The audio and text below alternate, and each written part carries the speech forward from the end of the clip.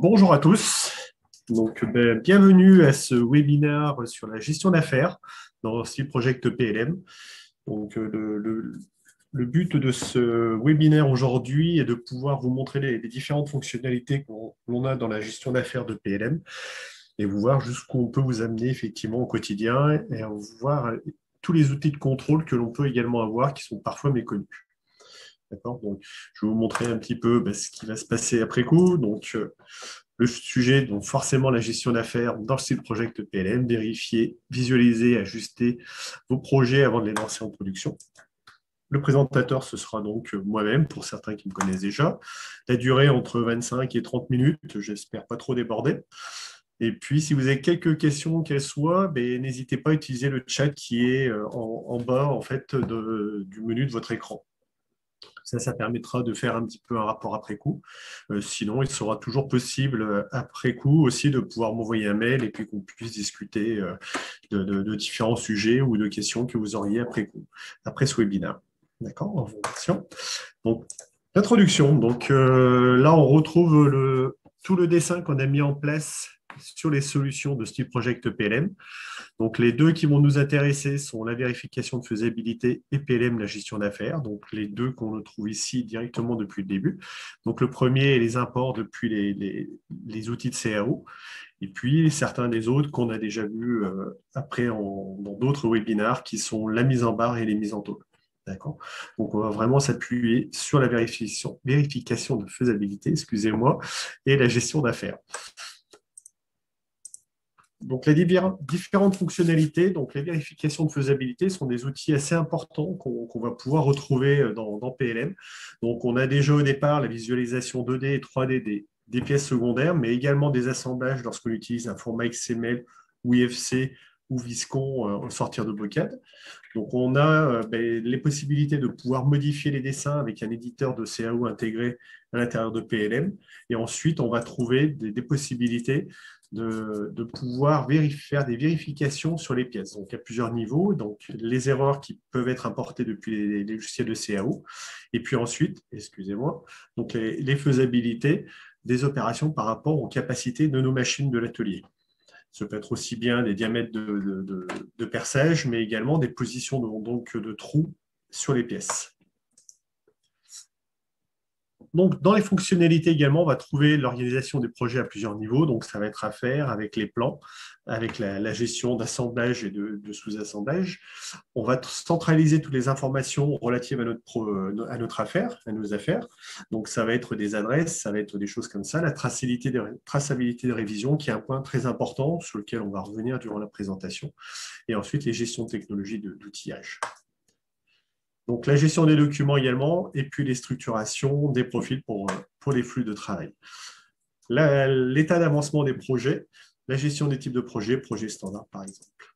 Donc, les bénéfices de la gestion d'affaires de PLM, c'est les gains de temps, la flexibilité, la prévention des erreurs, et également la réduction de l'utilisation des papiers et des déplacements pour aller voir un petit peu ce qui se passe à l'atelier. On va également avoir une centralisation des capacités par rapport aux machines, c'est-à-dire qu'on va avoir l'ensemble vision de ce qui est possible ou pas possible avec nos machines. L'amélioration de la gestion de la traçabilité, normal, on est dans un seul et même logiciel, donc on va pouvoir suivre vraiment d'un bout à l'autre de la chaîne notre projet. Et puis, l'amélioration de l'organisation interne, c'est qu'au lieu d'avoir effectivement dispatché un petit peu les papiers à divers niveaux, nous, on va pouvoir le centraliser à travers PLM, ce qui est quand même très important. On peut retrouver assez facilement les éléments donc à travers PLM après. Donc ça, on va revenir là-dessus. Maintenant, on va pouvoir passer dans le logiciel directement, donc dans PLM. Donc, je vais passer ici en gestion d'affaires. Donc, la gestion d'affaires. Première chose que je vais faire un import d'afficher CAO. D'accord. Donc, je viens ici dans l'import, import éclat. On va faire un import éclat pour pouvoir récupérer vraiment des instructions avec des repères principaux et des repères secondaires. Donc, je viens chercher ici mon XML. Donc, je fais simplement OK. On va le laisser charger. Donc là, on va pouvoir lui donner maintenant un nom. Donc, un webinaire 03. Donc, je vais changer le nom de mon affaire et je fais OK. Donc là, c'est simplement pour pouvoir le retrouver plus facilement dans ma gestion d'affaires, que ça, je l'ai directement Donc là, maintenant, le logiciel va pouvoir recalculer, mettre en place, charger tout mon projet. C'est bientôt fini. Parfait. Donc, on fait OK. Donc là, maintenant, on va vraiment pouvoir aller voir un petit peu les outils que l'on a de mise en place et de multiniveau. C'est-à-dire que là, ben, j'ai mon affaire, j'ai mes plans, j'ai mes repères principaux.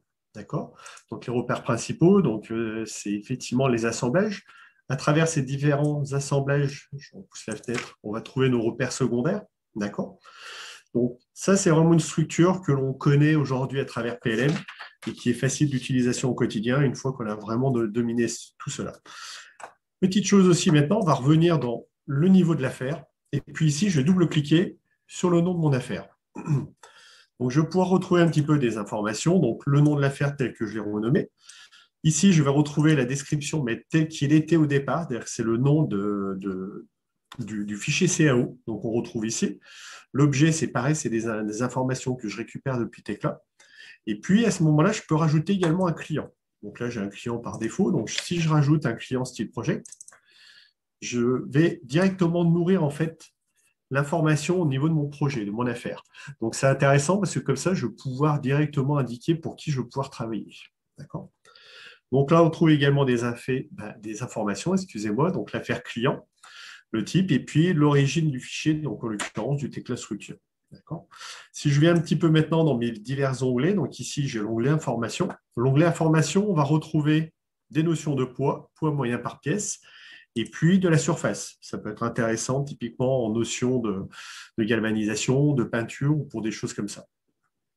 Si j'avance un petit peu dans mes onglets, donc maintenant dans l'onglet Synthèse, je vais retrouver ici des familles de profils. Donc les profilés, les cornières et les tôles.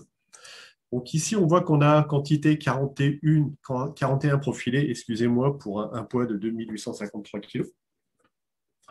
Mais là, à côté, on va avoir quelque chose directement en informatif par des camemberts. Donc là, en quantité, actuellement, je vois que c'est le orange foncé, le R, qui est dominant. Donc il y a presque 70% de mon affaire.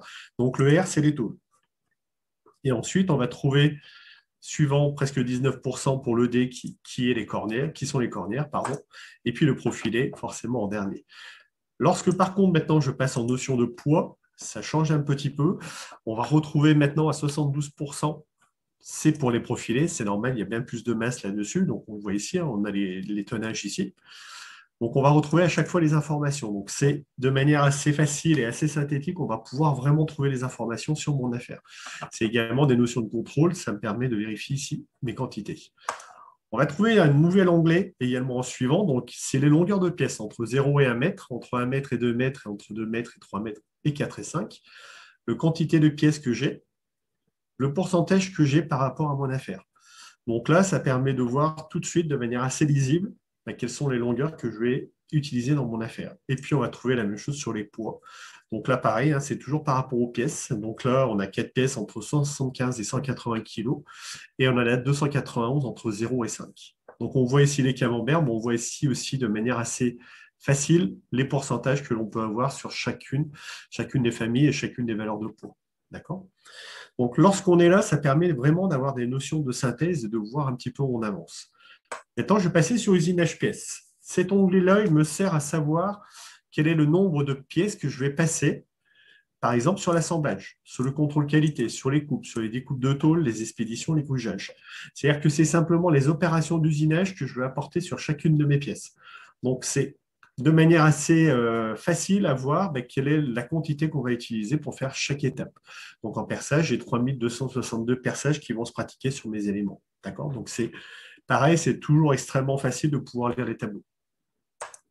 Et maintenant, dans les adresses, donc tout à l'heure, j'étais dans les adresses, donc on peut aller chercher directement des adresses de société.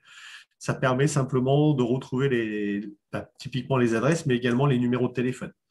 Donc ça, c'est vraiment quelque chose qui permet de centraliser le maximum d'informations à travers PLM.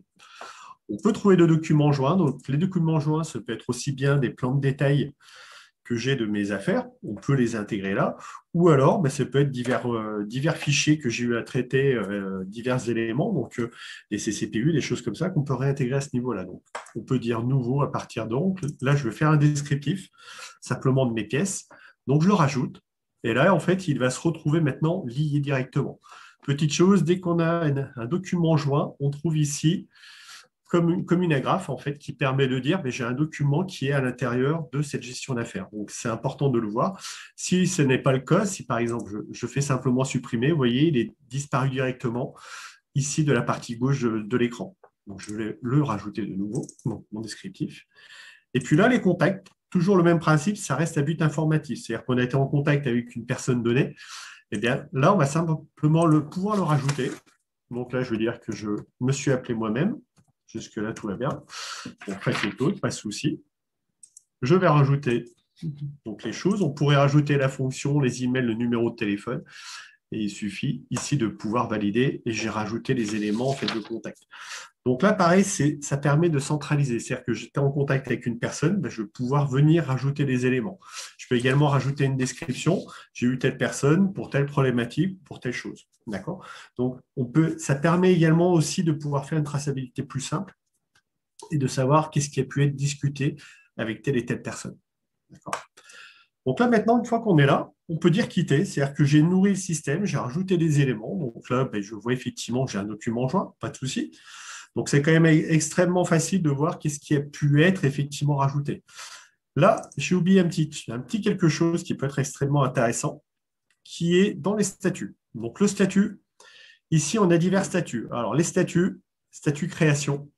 Donc, on peut dire qu'on crée effectivement une affaire, mais lorsqu'on met ce statut-là, on n'est pas capable d'envoyer en production. Alors, je vais vous montrer un petit peu, je vais faire quitter. Je vais prendre mon affaire là, je vais la glisser en bas comme si j'envoyais en production. Par contre, vous voyez qu'ici, il me nomme statut de l'affaire ne permet pas de faire d'export ou de nesting. C'est-à-dire qu'en fait, il est simplement dans un but de création. Pour l'instant, il n'est pas dans un but de production.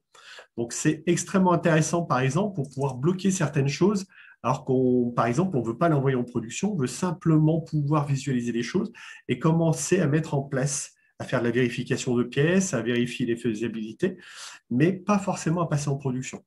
Donc, d'où les divers statuts que l'on a ici, donc le création, le estimation, le abandonné également, c'est-à-dire que vous avez très bien pu avoir un projet qui n'a pas été au bout ou alors qui a changé de nom après coup. Donc, on peut le mettre en abandonné tout en le conservant.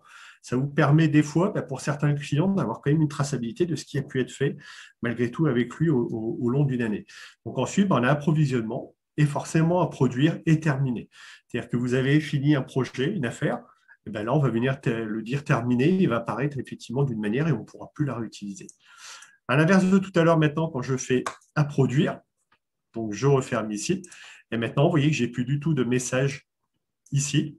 Donc, je retrouve mes différents projets, mes différentes pièces, mais sans avoir de message qui m'interdisent de passer en production. Donc, ça, c'est extrêmement intéressant dans la vie d'un projet. C'est-à-dire qu'au départ, vous allez faire une création.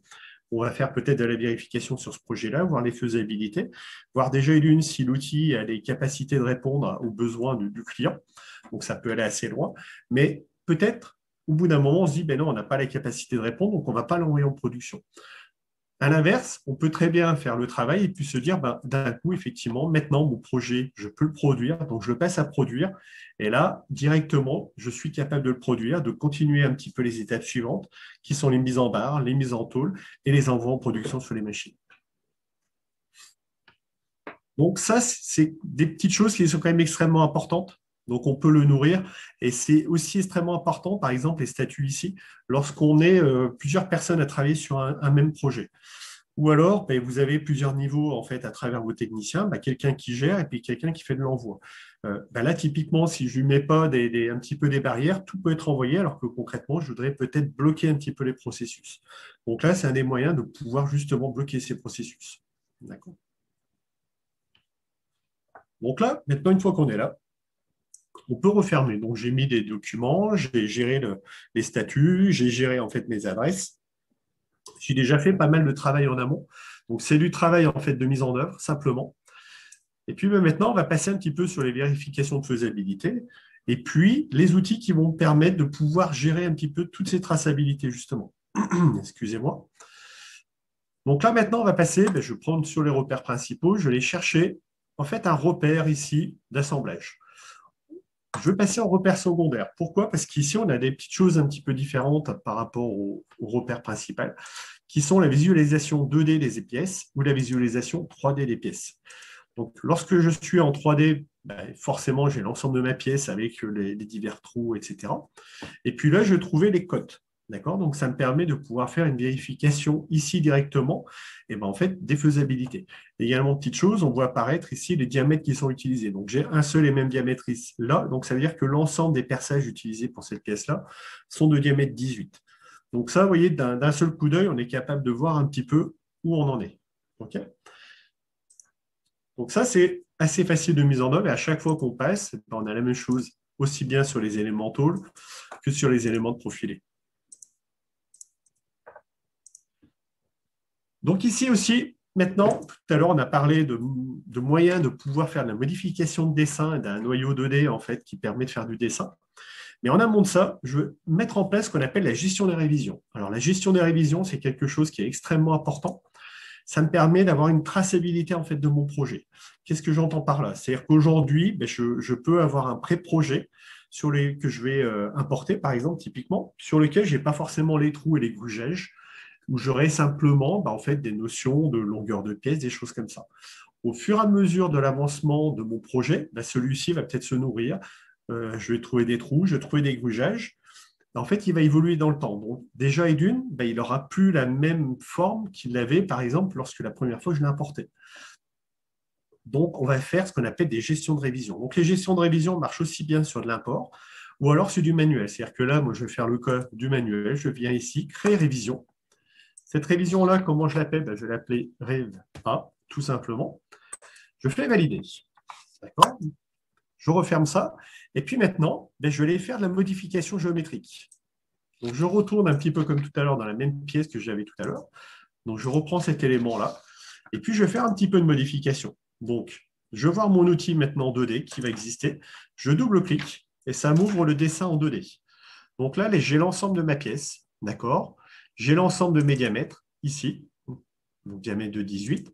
On peut très bien changer directement le diamètre à ce niveau-là si besoin est. Donc, je fais OK et on change l'ensemble des diamètres. Par contre, si je ne veux en changer qu'un, je double-clique simplement sur celui-ci et je vais mettre par exemple un perçage de 28. Également, à tout moment, on peut venir rajouter des perçages. Donc, je viens ici. Donc là, je me trouve dans la mise en page. Donc, je suis dans l'âme par rapport au milieu. D'accord? Donc là, je vais rajouter 0. Je vais faire un diamètre, par exemple, de 35. Pas trop, c'est 45. On met 35. D'accord? Et puis, on peut faire OK. Donc là, forcément, je tombe sur le même. Donc, on va rajouter un petit peu, non pas 115, mais on va le mettre un petit peu plus loin, un 250 mm. OK.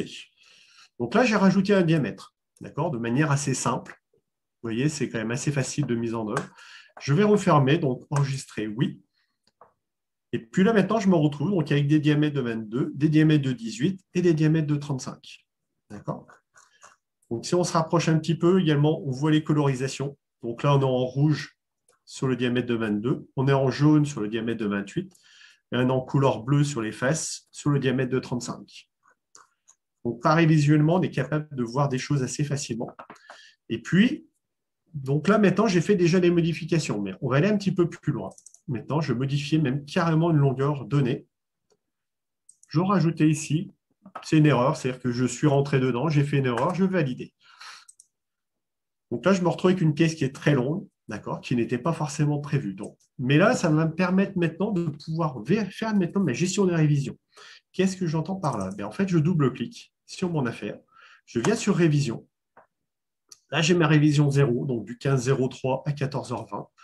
Je vais faire comparer à la révision 0. Donc, lorsqu'on ouvre, ici, déplié, on va pouvoir voir les différences entre mes différentes pièces. Donc là, vous voyez, j'ai 14 995, 1995. Pas de souci, je clique dessus. Et là, je vois que dans ma révision 0, j'étais avec un diamètre de 18. Et là, je me retrouve avec 3 diamètres et une pièce qui est largement plus longue. Pourquoi là, j'ai des B17 et B18? En fait, cette pièce-là est appelée dans 2 assemblages. Donc, je retrouve également les 2 assemblages. Et là, vous voyez, quand on a fait des piliers différents, il m'a vraiment montré les pièces qui étaient différentes sur l'ensemble de mon affaire. Donc, c'est extrêmement facile de mise en œuvre de dire, là, effectivement, soit il y a eu une erreur, donc c'est le cas, effectivement, sur ma longueur de pièce, soit vraiment lorsque j'ai fait mon projet, mon pré-projet, j'avais une barre simplement de 1995, et en fin de compte, au bout du temps, le dessinateur m'a mis une barre de 14 995, qui n'a vraiment plus du tout grand-chose à voir. Là, en fait, on est en train de parler aussi des longueurs. Donc, petite chose importante, dans PLM, on va rajouter des longueurs maximales utilisables dans votre atelier. Donc là, vous voyez, j'ai une longueur maximale, et puis là, justement, j'ai mon 14 995 qui apparaît rouge. Lorsqu'il apparaît rouge, ça veut dire que par rapport à la base de données que j'ai pu mettre en place lorsque j'ai installé le logiciel PLM, j'ai une différence. Alors, ici, si votre atelier est capable de digérer des barres de 12 000 ou de 14 000, on va lui intégrer en fait, cette longueur-là maximum. Par contre, ben là, je suis à 14 995, donc je suis forcément trop gros par rapport à votre atelier. Donc, soit je ressors cette pièce-là, soit ben, en fait, je pourrais la couper en plusieurs éléments et après faire du raboutage si besoin. Et vous voyez ici, c'est très important. C'est-à-dire que cette pièce-là ne sera de toute manière pas envoyée en production parce que le logiciel n'est pas capable de la faire. Donc, c'est déjà des pré-vérifications. C'est-à-dire qu'ici, ben, vous voyez, l'ensemble des pièces dessous, ben, elles passent parce qu'elles sont de taille suffisamment petite pour pouvoir passer 12 958, 11 970, mais là, 14 995, c'est trop grand pour votre atelier. Vous voyez, c'est quand même assez facile de voir comme ça directement, de voir si vraiment je suis capable de la faire ou de ne pas la faire. D'accord. Donc maintenant, on va retourner ici, dans cet élément-là. On va faire comme tout à l'heure, je reprends la même pièce. Hop. Faire attention, j'ai cliqué à côté. Donc, je reprends mon B17, je reviens là. Déjà, et d'une, ben, on va repasser maintenant sur une longueur un petit peu plus normale. Donc, je vais faire simplement 1995, je reviens, valider.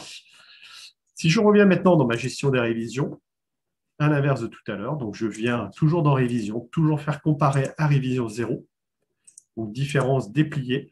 Je n'ai plus la longueur qui apparaît. Par contre, ben, elles apparaissent toujours en orange. Pourquoi? Il y a quand même toujours des différences sur les diamètres. Là, 18, et là, 22, 28 et 35. Donc, c'est pour ça que malgré tout, même si la longueur est bonne, entre guillemets, maintenant entre les deux pièces, il y a toujours des différences entre ces deux pièces-là si ça se porte sur les diamètres.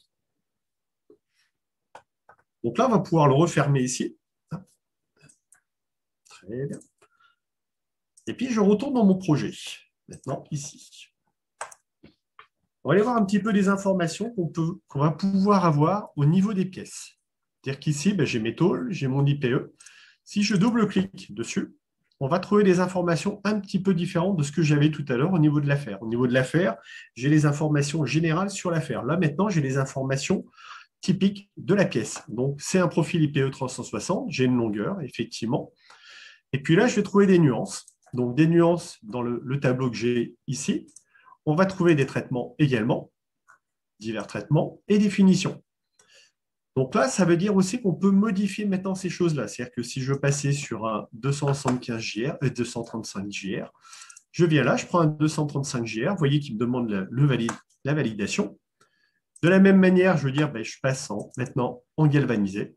Très bien. Et je n'ai pas forcément de finition, sinon ben, on va trouver du galvanacage. Vous voyez, on trouve diverses choses sur les galvas également. Donc là, on est capable de modifier ponctuellement, ben, à un moment donné, des nuances, des traitements et des choses comme ça. D'accord. Donc c'est quand même assez important parce qu'il est facile de pouvoir, comme ça, influer facilement sur un projet. Donc là, j'ai travaillé sur une seule pièce, mais on va pouvoir maintenant travailler sur différents éléments. C'est-à-dire que si je reprends mes IPE 360 ici, je les prends, et à l'inverse de tout à l'heure, je vais faire clic droit, éditer. Et puis là, j'ai un tableau maintenant général, donc JPE 360 forcément, dans lequel je vais pouvoir choisir un S235 JR, et puis donc un galvanisé. Et là, j'applique ça sur l'ensemble en fait, de mes pièces. Donc là, on voit les différences. C'est-à-dire que là, ça apparaît en bleu, les pièces différentes. Celle-ci n'apparaît pas en bleu. Pourquoi? Je l'avais déjà changé au préalable. Donc, forcément, ici, elle n'apparaîtra pas en bleu parce qu'elle était déjà modifiée. Donc, on fait valider. Et puis, maintenant, lorsqu'on referme ça, à l'inverse de tout à l'heure, vous voyez, j'ai mon S235GR et mon galvanisé qui est apparu. Donc, il est facile de pouvoir influer sur un projet de manière assez simple et assez rapide. Comme ça, on peut prendre X pièces. Là, j'ai pris des pièces de même famille, mais on aurait pu prendre effectivement même les HEA 180. Oui, je fais la même chose en intégrant les HEA. Je fais éditer et là, on accède à la même fenêtre. Donc ça, c'est des petites choses quand même extrêmement importantes. Donc également, petite chose qui est extrêmement importante, je vais faire clic droit, outils, perçage. On va pouvoir maintenant changer des perçages directement par ce biais-là. Donc soit je rentre dedans, donc là j'ai mon diamètre 18, mais on va aller un petit peu plus loin, c'est-à-dire que ben là, on va reprendre comme tout à l'heure, donc la même pièce, le B17, sur lequel j'avais un petit peu plus de perçage. Je vais faire clic droit, outils, perçage. Et ça va me permettre de pouvoir modifier tous les diamètres.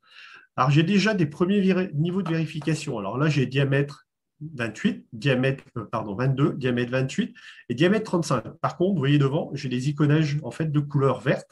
Et là, j'ai une pastille rouge. Pourquoi j'ai une pastille rouge? En fait, la pastille rouge m'indique en fait une non-faisabilité. C'est-à-dire que je n'ai pas ce fourré-là dans ma gamme d'outils. Donc, on peut venir la changer ici directement. Donc, je peux dire clic droit, normal. Et puis, je vais rajouter maintenant, par exemple, un diamètre de 33. OK, on va valider. Et là, il vient en fait vérifier. Donc là, vous voyez, maintenant, j'ai 22, 28, 33. Donc, ça permet de pouvoir changer rapidement également des familles de perçage. Donc là, j'ai fait un perçage qui était connu. Donc, je vais revenir ici. Donc là, on va dire, ben, là, vous voyez, maintenant, je suis tout en vert, mais je vais laisser mon diamètre de 35. On va revenir à ce que j'avais fait au départ. Ma bêtise. 35. OK. On va aller même un petit peu plus loin. Je vais changer le diamètre de 22. On va dire qu'il y a eu vraiment une erreur assez forte sur ce projet-là. Et puis là, au lieu d'avoir un diamètre de 22, bah, par exemple, j'ai mon prestataire de dessin qui s'est trompé, qui m'a mis un 21,80. Donc, ça n'existe pas dans les faits. Donc, mais c'est pas grave, je valide. Je fais OK. Et donc là, maintenant, j'ai une pièce au milieu de tout ça qui a un 21,80 et un 35. Et je ne suis pas forcé à la connaître en fait de manière aussi simple. Donc, ce qu'on va faire, on va pouvoir maintenant faire des vérifications de pièces, des vérifications de faisabilité. Donc là, devant, vous voyez un état non contrôlé. Donc, ça veut dire que ce projet-là n'a pas été vérifié en fait sur les repères secondaires. Donc, c'est ce qu'on va faire là, vérifier les repères secondaires. Il va les scanner. Je passe la deuxième parce que je suis déjà presque un peu à la bourre. Donc, il va venir scanner l'ensemble des pièces et il va faire vérifier les faisabilités. Les faisabilités géométriques, mais aussi et surtout les faisabilités par rapport à mon ensemble de pièces de production. Donc, si je viens par ici, vous voyez, là, j'ai une croix rouge. C'est-à-dire que partout, j'ai les croix vertes, mais sur cette pièce-là, j'ai les croix rouges. Pourquoi? Là, il me dit erreur outil, type normal, diamètre 21,80, et là, diamètre de 35. Il n'a pas trouvé ces diamètres-là, en fait, dans ma gamme d'outils, donc il m'a mis une erreur. Donc, cette erreur-là, également, on va la retrouver lorsqu'on double-clique sur la pièce. Je vais trouver ici un onglet erreur, donc dans lequel je vais retrouver l'erreur là. Donc, soit on valide l'erreur suivant les niveaux que vous avez. Si vous êtes en mode expert, vous pouvez le valider. Mais en l'occurrence, on va plutôt modifier un petit peu tout ça pour que la pièce soit bonne. Donc, on fait clic droit, perçage. Donc là, on voit bien donc, ce qui est rouge, ce qui est vert. Donc, je clique de nouveau en type de normal, type de perçage normal. 22, OK. Et celui-ci, je vais le passer donc, en diamètre de 33. Alors, ce n'est pas ce qu'on ferait dans la vraie vie, mais au moins, ainsi, ça permet de le faire. Lorsque ça remet à jour, vous voyez que cette pièce-là, il me dit état non contrôlé. Donc, de nouveau, on va retourner sur les outils, vérifier les repères secondaires. Donc là, il vient vérifier. Et puis maintenant, à l'inverse de tout à l'heure, l'état est valide. Donc là, ça veut dire que ces pièces-là, par rapport à mon atelier, j'ai les bons outils, pas de souci, mais également j'ai les faisabilités. C'est-à-dire que si vous avez un perçage qui est trop près d'une aile, eh ben, c'est pareil, il y aura une erreur. Pourquoi? Parce qu'il n'est pas capable de venir percer le long de l'aile, ou alors également il n'est pas capable de percer sur le rebord en fait, de lame. Donc à chaque fois, vous avez des faisabilités, des vérifications de faisabilité, aussi bien CAO, mais également en fait de partie mécanique. D'accord? Donc là, on a fait un petit peu le tour de la gestion de projet, avec surtout tous les outils de vérification. Donc, je suis à 14h35, je ne suis pas trop mal pour une fois. Donc, si vous avez quelques questions, qu'elles soient, n'hésitez pas.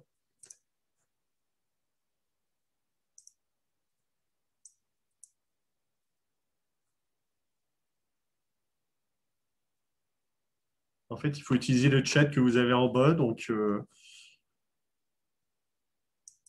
Il n'y a pas de questions. Je pense que Geoffrey, tu ne vois pas de questions non plus. Non, pas de question. Apparemment, tout est clair sur tout, Claude. Ouais, j'ai beaucoup bégayé pourtant, mais ah bah, écoutez, bah, c'est avec plaisir qu'on vous accueille pour ce webinaire sur la gestion de projet et surtout sur les faisabilités. Donc, si vous avez bah, des questions que vous n'avez pas pu poser ou alors qui vous reviennent, n'hésitez pas à me contacter directement par mail ou alors à contacter d'autres personnes du support qui, avec plaisir, sauront vous aider, vous dépanner. Et sur ce, je vous souhaite une bonne fin de journée et au plaisir. Au revoir.